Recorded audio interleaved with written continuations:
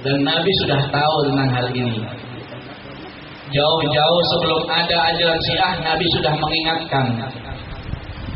Suatu hadisnya Nabi SAW bersabda, Innallaha ikhtarani wahtarali ashabi faja'alahum ansari waja'alahum ashari wa annahu sayaji'u fi akhir zaman qaumun yubghidunahum.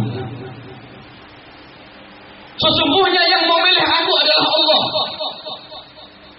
Allah yang memilih aku. Dan Allah juga yang memilih bagiku sahabat-sahabatku. Sahabat-sahabatku ini yang milih Allah, kata Nabi. Dan sahabat-sahabat itu dijadikan oleh Allah sebagai pembela-pembelaku. Dan sebagian mereka menjadi mertuaku.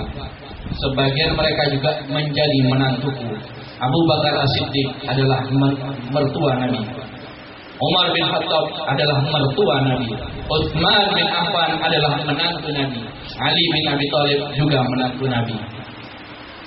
Allah menjadikan mereka sebagai mertuaku dan juga menantuku.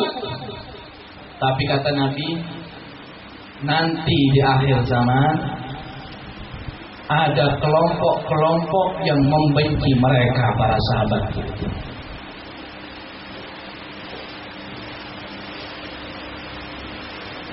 Sampai-sampai disalahkan, dikafirkan sahabat-sahabat Nabi. Kalau kamu tahu ajaran Syiah yang sebenarnya seperti itu. Lu orang Syiah kok baik-baik, pakai kopiah putih, baju putih. Ya itu bohong, gak ada maling aku. Kalau ada maling aku penjara full. Hakikat ajaran mereka adalah mengatakan Al-Quran palsu. Jadi Al-Quran yang kita baca itu palsu. Al-Quran yang asli nanti dibawa oleh Imam Mahdi, kata mereka. Jadi sudah mau kiamat baru ada Al-Quran. Buat apa Al-Qurannya? Yang kedua, mereka punya keyakinan bahwa semua sahabat Nabi kafir. Dan yang ketiga, mereka punya ajaran nikah mut'ah, kawin kontrak.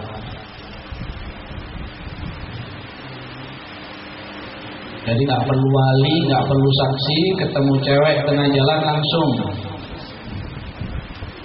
Tinggal kontrak aja kayak main PS. Main PS kan gitu, berapa jam? 2 jam. 2 jam selesai, ya udah. Ini ajaran Syiah, makanya saya himbau masyarakat. Wah, Habib ini kok ngomong keras ya, ngomong masalah Syiah. Iya, ini kewajiban ini. Kalau saya nggak ngomongkan ini, saya nggak nyampaikan ini, saya dituntut nanti oleh Allah. Dituntut oleh Nabi Muhammad. Kenapa engkau membiarkan umatku sesat? Kenapa engkau membiarkan cucuku mengikuti akidah Syiah? Kenapa mulutmu bungkam? Ditanya oleh Nabi. Kalau nanti saya tanya Nabi, ya Rasulullah, sudah saya sampaikan. Hidayah di tangan Allah, yang penting saya sudah nyampaikan. Yang bahaya ini yang nggak nyampaikan. Yang repot ini yang nggak nyampaikan. Itu akan ada golongan-golongan yang membenci sahabat. Bagaimana perintah dari Nabi? Perintah dari Nabi, Allah fala tu'akiluhum wala tusyaribuhum. Jangan kamu duduk-duduk bersama mereka. Jangan kamu makan bersama mereka. Wala tunakihuhum. Jangan menikahkan anakmu dengan mereka. Ala wala tusallu ma'hum. Jangan sholat bersama mereka. Ini perintah Nabi ya. Terserah kita ikut orang sekarang apa ikut Nabi.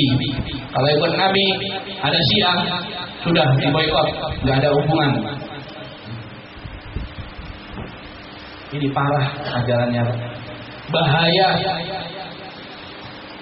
Ada satu cerita terakhir, sabar ya, saya juga lapar. Ada satu cerita Diceritakan di kitab Misbahul Dhulam.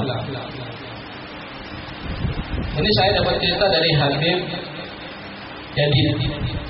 Habib Jadid ini dapat cerita dari Habib Alwi, anaknya Habib Anis Sulu. Saya dapat cerita dari Habib Jadid dapat cerita dari Habib Alwi, anaknya Habib Anis Sulu. Habib Alwi dapat cerita dari abahnya Habib Anis bin Alwi Al-Habsyi dari Solo.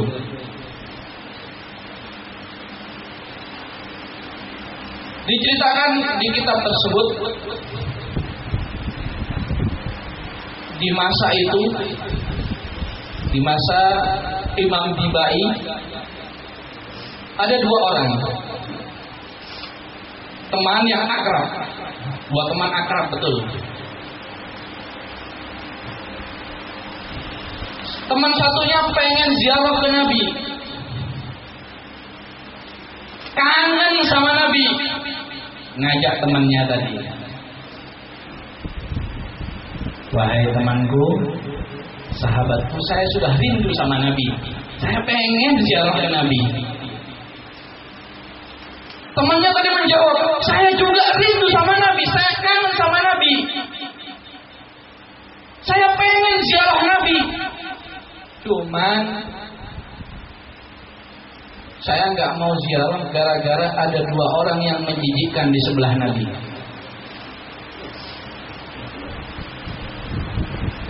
Saya nggak mau ziarah karena di samping Nabi ada dua orang yang menjijikkan, yaitu Abu Bakar dan Umar. Kata si orang temannya tadi ini, si ayah, gak mau ziarah gara-gara ada sahabat Abu Bakar dan Umar di samping kuburan Nabi.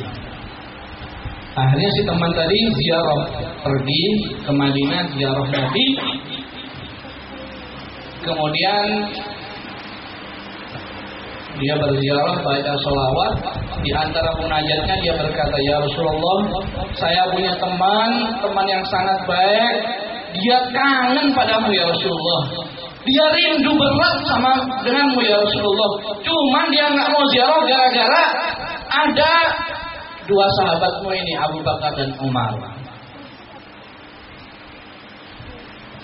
Dia bermunajat dengan Rasulullah sampai nangis-nangis, ya Rasulullah, tolong teman saya ini, tolong teman saya ini supaya berubah. Dia benci dengan sahabatmu Abu Bakar dan Umar. Sambil menangis sedih hatinya karena ada temannya yang Syiah tadi. Subhanallah, tengah-tengah dia menangis sampai ketiduran. Dalam mimpinya, di situ dia bertemu dengan Rasulullah. Allahumma shalli ala sayyidina. Melihat Rasulullah dengan pakai sorban jubah. Rasulullah menjawab, wahai fulan, sampaikan pada temanmu itu yang gak suka dengan sahabatku Abu Bakar dan Umar dan menghina sahabatku Abu Bakar dan Umar, obat bagi dia hanya satu. Rasulullah mengeluarkan pedang.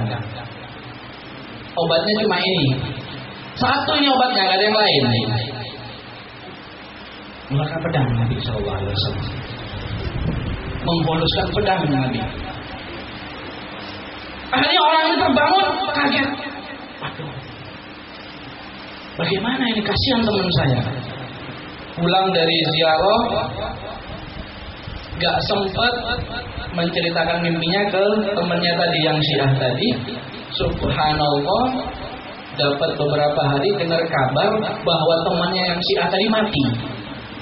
Pulang, kamu gak tahu kabar temanmu yang Syiah itu mati? Masa mati? Iya mati.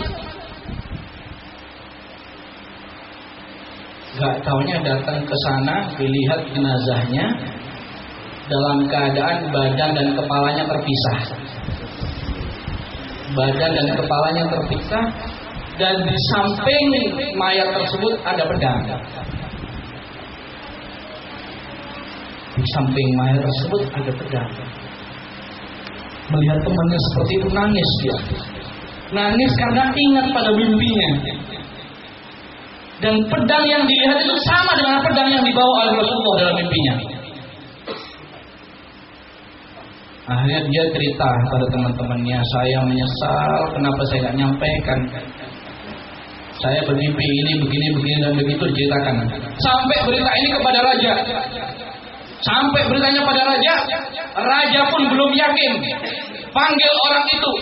Dipanggil orang itu, ditanyai, "Wahai fulan, apa benar kamu bermimpi begini dan begitu?" "Iya ya Rasulullah, saya bermimpi." "Kalau memang benar-benar mimpimu, kamu sungguh-sungguh, kamu nggak berbohong, sekarang saya mau tanya padamu. Di sini ada 30 pedang. Di sini ada 30 pedang. Pedang mana yang dibawa oleh Rasulullah dalam mimpimu?" Akhirnya dilihat, apa yang ini? Enggak, bukan yang ini pedangnya Rasulullah. Yang ini, yang itu enggak, bukan. Terakhir dia cari-cari ketemu, ini pedangnya. Yakin, benar. Itu memang benar pedang yang ada di sebelah mayat tersebut. Artinya di sini Nabi sendiri benci, gak suka dengan orang-orang yang benci sahabatnya. Bagaimana tidak suka? Sahabat Nabi itu mertua Nabi. Sekarang mertua kita saja, kalau mertua kita maksiat, mertua kita tidak benar, tidak baik, kita malah kalau dihina. Kalau mertua kita jelek, dihina kita nggak terima. Mertua saya dihina walaupun jelek. Apalagi mertuanya Nabi ini orang besar, seorang siddiq, dihina oleh mereka, ya pasti Nabi nggak terima mertuanya dihina. Jadi kesimpulan dari itu semua, satu, cintai ahli bait Nabi, dan juga tidak lupa cintai juga para sahabat Nabi, karena mencintai sahabat dan keluarga Nabi adalah salah satu tanda cinta kepada Nabi. Siapapun yang mengaku cinta pada Nabi tapi benci terhadap ahli baitnya, itu adalah dajjal zaman ini. Begitu juga orang yang mengaku cinta sahabat Nabi, mencintai ahli bait Nabi, mengaku madhab ahli bait, mengaku cinta kepada Sayyidina Ali, mengaku cinta kepada Sayyidatina Fatimah Az-Zahra, tapi benci kepada sahabat Nabi, itu orang adalah dajjal zaman ini. Gak usah kita percaya, gak usah kita hiraukan. Mudah-mudahan kita dijadikan oleh Allah Subhanahu wa taala sebagai golongan-golongan benar, golongan-golongan ahli sunnah wal jamaah. Mudah-mudahan kita dan keluarga kita diselamatkan oleh Allah dari fitnah zaman ini, dari bid'ah zaman ini. Amin amin ya rabbal alamin. Hakadha minni. Wassalamualaikum warahmatullahi wabarakatuh. Terima kasih, alhamdulillah. Semoga apa yang disampaikan beliau menjadi bekal terbaik yang kita bawa dari Allah Subhanahu wa taala. Selanjutnya kami mohon khairatul kiram al-alim al-habib